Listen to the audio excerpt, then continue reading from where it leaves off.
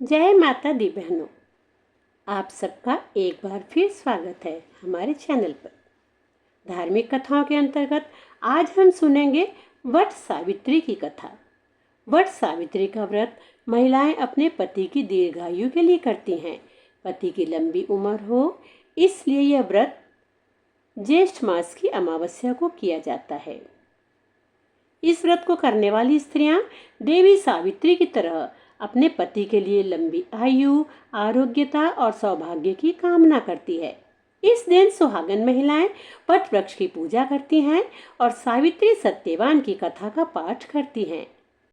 व्रत करने वाली स्त्री को पूजा के बाद इस कथा का श्रवण अवश्य ही करना चाहिए। कथा का पाठ सुनने से ही व्रत का पूर्ण फल प्राप्त होता है।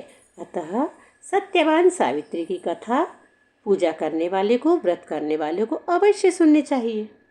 तो आइए सुनते हैं वट सावित्री व्रत की संपूर्ण कथा।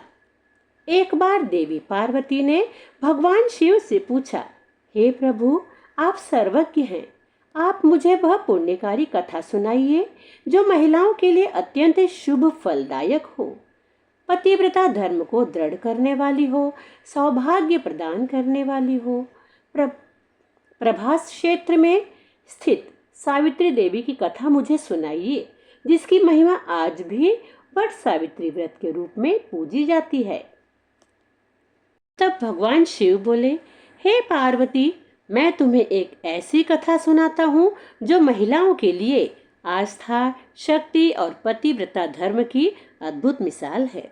यह कथा प्रभास क्षेत्र की है, जहाँ सावित्री स्थल नामक स्थान पर वट सावित्री व्रत की महान परंपरा का आरंभ हुआ था। बहुत समय पहले की बात है। मध्य देश में अश्वपति नामक एक प्रतापी राजा होते थे। वह राजा बहुत ही बहादुर, शक्तिशाली, प्रतापी, धर्मनिष्ठ थे।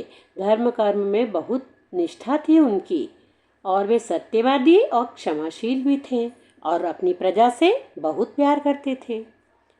परंतु उन्हें एक दुख था, उनके कोई संतान नहीं थी।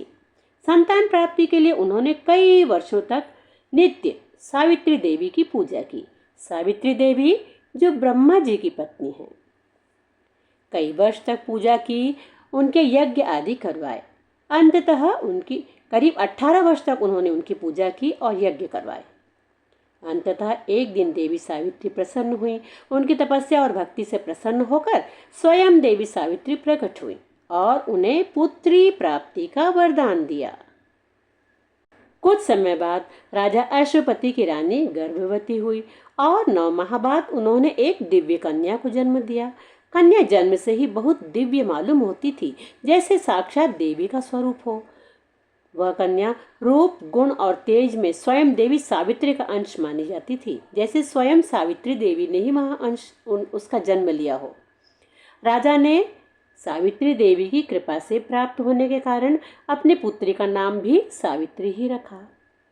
सावित्री बहुत सुंदर थी, गुणवान थी, तेजस्विनी थी। धीरे धीरे वह बड़ी हुई और उसके गुण और तेज और भी अधिक बढ़ता रहा। जब सावित्री यौवनावस्था को पहुंची, विवाह योग्य हुई, तो राजा अश्वपति को उसके विवाह की चिंता हुई। उन्होंने अपनी पुत्री से कहा कि पुत्री, तुम्हारे विवाह का योग्य समय आ गया है, परंतु मैं तुम्हारे योग्य वर नहीं ढूंढ पा रहा हूँ। और राजा यह अच्छी तरह जानते थे कि सावित्री के लिए आगे होकर किसी भी राज्य का कोई राजकुमार का रिश्ता नहीं आ रहा है, क्योंकि उसके तेज के सामने किसी को भी उसका हाथ मांगने की हिम्मत नहीं हो पा रही थी। अतः राजा ने सोचा कि सावित्री को ही अपना वर चुनने की अनुमति दे दी जाए। तो उन्होंने कहा, बेटी सावित्री, मैं तुम्हारे लिए योग्य वर ढूंढने में असमर्थ हूँ, अतः मैं तुम्हें अनुमति देता हूँ कि तुम स्वयं अपने लिए योग्य वर का चयन करो। कुछ मंत्रियों के साथ कल तुम अन्य राज्यों की सैर पर निकल जाओगी और वहां जाकर अपने लिए योग्य वर का चयन करोगी। राजा के निर्देश पर सावित्री कुछ वृद्ध और बुद्धिमान मंत्रियों के साथ वन क्षेत्रों की यात्रा पर निकली, जहां उन्होंने कई तपस्वी और राजवंशी परिवारों को देखा। कई जगह सावित्री कई लोगों से मिली, किंतु उसे अपने योग्य कोई वर दिखाई नहीं दे रहा था। इसी तरह एक वन से गुजरते समय कुछ समय विश्राम के लिए वहां रुके तो सावित्री की भेंट सत्यवान नामक एक लकड़हारे से हुई। सावित्री को उससे मिलकर बात कर कर बहुत अच्छा लग रहा था। बातों बातों में ही उसे ज्ञात हुआ कि ये शाल्व देश के निष्कासित राजा द्युम्नसेन के पुत्र सत्यवान हैं। सावित्री ने मन ही मन सत्यवान को अपना वर चुन लिया। सत्यवान नेत्रहीन राजा के साथ वन में जीवन व्यतीत कर रहा था। वह अत्यंत धर्मनिष्ठ, सत्यवादी और सेवापरायण युवक था। उसमें समस्त गुण बहुत ही अच्छे लग रहे थे सावित्री को, अतः उसने उन्हें मन ही मन अपना पति मान लिया। जब सावित्री अपने चयन की जानकारी लेकर लौटी, अपने राज्य पहुंची और पिता को समस्त जानकारी दी और उन्होंने बताया कि मैंने एक चरवाहे के रूप में काम कर रहे निष्कासित राजा द्युम्नसेन के पुत्र सत्यवान को अपना पति मान लिया है। अगले दिन सभा में नारद ऋषि पहुंचे थे। वहां उन्हें जब यह जानकारी मिली, राजा ने उन्हें यह बताया तो उन्होंने सुनते ही राजा से कहा, हे राजन, ये क्या कर रहे हो? सावित्री ने यह क्या किया? सत्यवान में सभी गुण हैं, सभी गुणों में श्रेष्ठ है, लेकिन एक दोष है, वह अल्पायु है, उसकी आयु बहुत कम है। ठीक 1 वर्ष बाद उसकी मृत्यु होने वाली है। राजा को यह सुनते ही बहुत चिंता हुई, किंतु यह सुनकर भी सावित्री ने दृढ़तापूर्वक उत्तर दिया कि नहीं, मैं उन्हें अपना पति मान चुकी हूँ। वर एक ही बार वरण किया जाता है, जन्म भी एक बार होता है, मृत्यु भी एक बार होती है और वर भी एक ही बार वरण किया जाता है, चाहे वह दीर्घायु हो चाहे अल्पायु हो। मैंने सत्यवान को अपना पति स्वीकार कर लिया है। अब कोई और मेरा वर नहीं हो सकता। नारद जी ने सावित्री को समझाने की बहुत कोशिश की, किंतु वह नहीं मानी। राजा ने अपनी पुत्री सावित्री की दृढ़ता देखकर नारद जी से भी सहमति ली और शुभ मुहूर्त में सत्यवान से उसका विवाह कर दिया। विवाह के पश्चात सावित्री पति के साथ वन में निवास करने लगी और आश्रम के जीवन को अपना लिया। सावित्री को नारद मुनि की कही बात याद थी, इसलिए वह प्रतिदिन दिन रात की गणना करती रही। हर दिन को गिनती रही, कितने दिन और कितनी रातें बीती, वह हर दिन गिनती थी।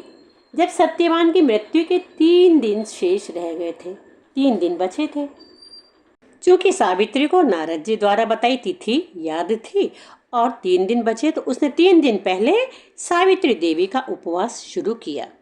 तीसरे दिन ज्येष्ठ मास की अमावस्या थी। उसने उनकी कुटिया के पास ही वट वृक्ष था, उसकी पूजा की, सावित्री देवी की पूजा की और उस दिन सत्यवान के साथ जंगल जाने की बात कही। सत्यवान के मना करने पर भी सावित्री ने जिद की और सत्यवान के साथ लकड़ी लेने वह जंगल में गई। वहां कुछ देर बाद सत्यवान ऊपर पेड़ पर चढ़कर लकड़ी काट रहा था। ज्येष्ठ मास की अमावस्या थी, गर्मी भी अपने चरम पर थी। तभी सत्यवान के सिर में अचानक तेज दर्द होने लगा और वे पेड़ से नीचे उतर गए। उन्होंने सावित्री से कहा, सावित्री, मेरे सिर में बहुत तेज दर्द हो रहा है। सावित्री नीचे बैठी। उसने सत्यवान का सिर अपनी गोद में रखा और उन्हें लेट जाने के लिए कहा। सत्यवान सावित्री के गोद में अपना सिर रखकर लेट गए। कुछ देर बाद सावित्री को ऐसा एहसास हुआ कि उसके आसपास कोई काली काली छाया मंडरा रही हैं। वास्तव में वे यमदूत थे। यमदूत सत्यवान के प्राण लेने आए हुए थे, किंतु सावित्री के सतीत्व और उसके तेज के आगे उनकी हिम्मत नहीं हो रही थी। काफी देर रुकने के बाद वे खाली हाथ ही लौट गए और यमराज को बताया कि उनके लिए यह संभव नहीं है। अब स्वयं यमराज आए। भैंसे पर बैठकर यमराज आए। इधर सावित्री ने देखा कि एक बहुत ही सांवले वर्ण के, सांवले रंग के, किंतु बहुत तेजस्वी और पीले वस्त्र धारण किए हुए, मुकुट धारण किए हुए पुरुष वहां आए। उनकी उपस्थिति बहुत दिव्य प्रतीत हो रही थी। ऐसा लग रहा था उनमें बहुत तेज है। सावित्री ने उन्हें प्रणाम करके पूछा, आप कौन हैं? तो वे बोले, मैं यमराज हूँ। तुम्हारे पति की आयु पूर्ण हो चुकी है, अतः मैं स्वयं उनकी आत्मा को लेने आया हूँ। यमराज ने सत्यवान की आत्मा को अंगुष्ठ के आकार में निकालकर, अंगुष्ठ मतलब अंगूठे के आकार में आत्मा को निकालकर, और वे दक्षिण दिशा की ओर प्रस्थान कर गए। सत्यवान की आत्मा को एक अंगूठे के आकार में लेकर वे दक्षिण दिशा की ओर चल दिए। कुछ दूर जाने पर उन्हें एहसास हुआ कि पीछे कोई आ रहा है। उन्होंने मुड़कर देखा तो सावित्री पीछे पीछे चली आ रही है, हाथ जोड़े।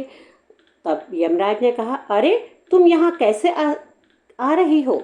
इस लोक से उस लोक में बिना मृत्यु के कोई नहीं जा सकता, वहां तुम्हारा जाना असंभव है। तब सावित्री बोली, कैसे?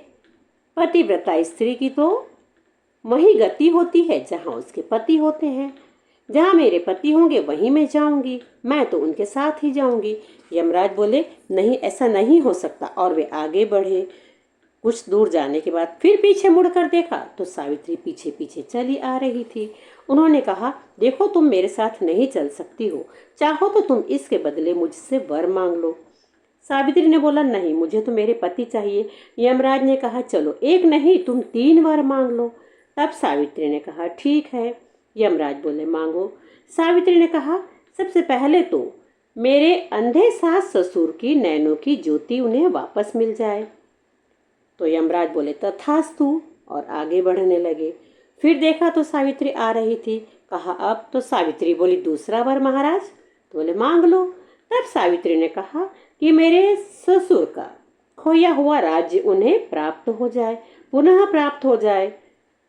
तब यमराज ने कहा, तथास्तु, और वे आगे बढ़ने लगे। कुछ दूर बाद चलने के बाद फिर मुड़कर देखा तो सावित्री फिर आ रही थी। कहा, भाई अब बोलो। तो सावित्री बोली, महाराज तीसरा वर भी तो दीजिए। यमराज ने कहा, मांगो। तब सावित्री ने कहा कि मुझे ऐसा आशीर्वाद दीजिए, ऐसा वर दीजिए कि मैं अपने पति के 100 पुत्रों की माँ बनूं। यमराज ने कहा, तथास्तु, और वे आगे बढ़ने लगे। कुछ दूर बाद फिर पीछे मुड़कर देखा तो सावित्री आ रही थी। तब यमराज ने एकदम कहा, अब क्या है, मैंने तुम्हें तीनों वर दे दिए। तब सावित्री ने कहा, महाराज आपने मुझे मेरे पति के 100 पुत्रों की माँ होने का वर दिया है, किंतु मेरे पति को तो आप अपने साथ लिए जा रहे हैं, तो मैं उनके बिना उनके 100 पुत्रों की माँ कैसे बन सकती हूँ? मैं पतिव्रता स्त्री हूँ महाराज। संसार में चरित्रहीन कहना मुझे बिल्कुल भी नहीं सुहाएगा। मुझे मेरा पतिव्रत धर्म ही निभाना है, उनके ही पुत्रों की माँ बनना है। तब यमराज समझ गए कि सावित्री ने तो मुझे उसकी बातों में उलझा लिया। तभी यमराज को अपनी गलती का एहसास हुआ। उन्होंने सोचा, अरे मैंने यह क्या वर दे दिया, किंतु अब वर तो दे दिया था, और अब सावित्री के सतीत्व के आगे तो उन्हें झुकना ही पड़ा। तब यमराज मुस्कुराए और बोले, तुमने तो मुझे अपनी बातों में ही उलझा दिया। अब यमराज को सत्यवान के प्राण लौटाने के अतिरिक्त और कोई चारा नहीं था। उन्होंने अपनी ही बातों में बंध कर यमराज ने सत्यवान की आत्मा को मुक्त कर दिया और कहा, हे पतिव्रता स्त्री, मैं तुम्हारे सत्य तप, तुम्हारा पति प्रेम, तुम्हारे सतीत्व और पतिव्रत धर्म से अत्यधिक प्रभावित हूँ। मैं तुम्हें आशीर्वाद देता हूँ कि तुम्हारा सुहाग अखंड हो, तुम्हारा सुहाग दीर्घायु हो, और युगों युगों तक तुम एक सुहागन के प्रतीक के रूप में पूजी जाओगी। आज के दिन सुहागन स्त्रियां तुम्हारे नाम का व्रत करेंगी और तुम्हारी पूजा करेंगी।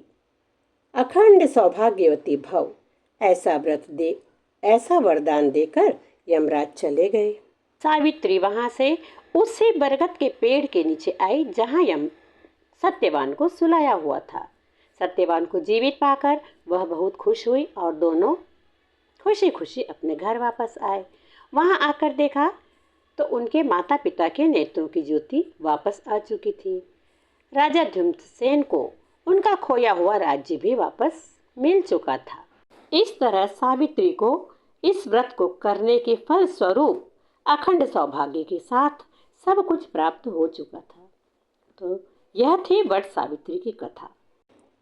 कथा सुनने के पश्चात हम माता जी से यही प्रार्थना करेंगे कि हे सावित्री माता, आपका व्रत और पूजा करने पर जिस तरह आपने सावित्री के सुहाग की रक्षा की, उसे अखंड सौभाग्य दिया, उसी प्रकार आपकी पूजा करने वाली हम समस्त सुहागनों का भी सुहाग अखंड रखें, हमारे कुमकुम अंश और सिंदूर की उम्र लंबी करें।